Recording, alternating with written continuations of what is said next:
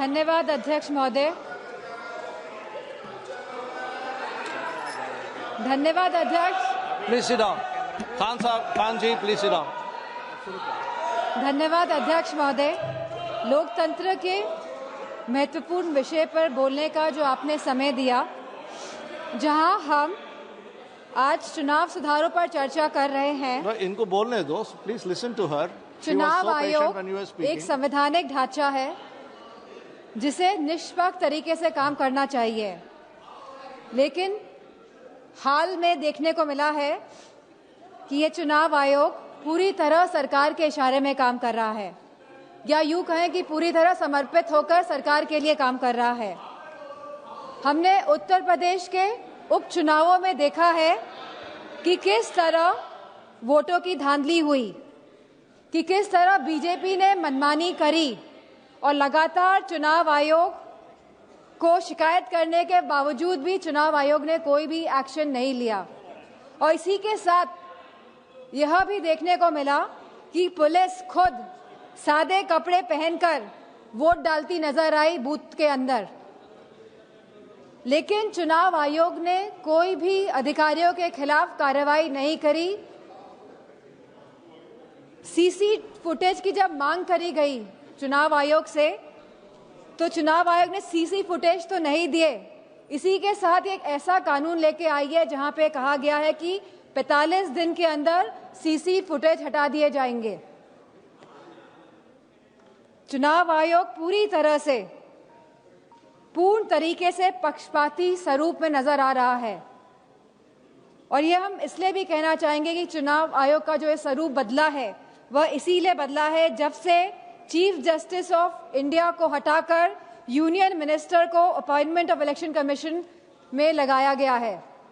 तो कहीं ना कहीं जो बिल पास हुआ दिसंबर 2023 में, जहां पे absolute legal immunity for any action by the election commission, इसके साथ साथ protection from accountability and scrutiny, जो इस तरह का सुरक्षा कवच एक चुनाव आयोग को दिया गया, इस वजह से चुनाव आयोग पूर्ण तरीके से समर्पित होकर सरकार के लिए काम कर रहा है।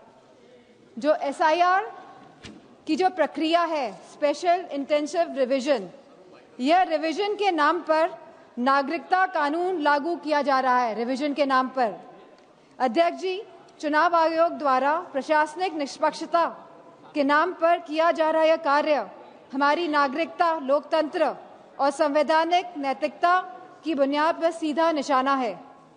जहां चुनाव आयोग को समय समय पर मतदाता सूचियों के पुनरीक्षण का अधिकार है और वह ये निरीक्षण करता भी है एनुअल समरी रिवीजन एएसआर के द्वारा, वहीं इस एसआर की अभूतपूर्व बात यह है कि एक ऐसी संस्था द्वारा नागरिकता का प्रमाण फिर से मांगा जा रहा है जिसे कानूनन इसका अधिकार प्राप्त ही नहीं है।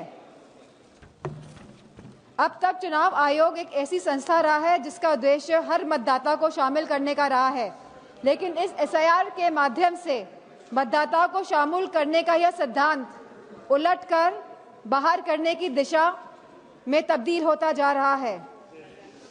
जहां बिहार में एसआईआर कराया गया और लगभग 80 लाख वोटर्स को डिलीट किया गया, और यह सूची आज भी उपलब्ध नहीं हो पा रही है कि 80 लाख वोटर्स आखिरकार कौन थे।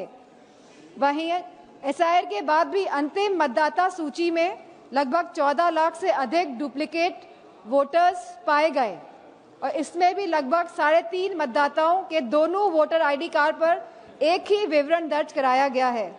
अब ये एसआईआर की प्रक्रिया उत्तर प्रदेश में भी चल रही है, जहां बीएलओ को कोई भी प्रशिक्षण नहीं दिया गया है, जहां लगभग 10 से ज्यादा बीएलओ ने काम के बोझ की वजह से आत्महत्या करी है, और वेस्ट बंगाल में भी लगभग 20 बीएलओ ने आत्महत्या करी है।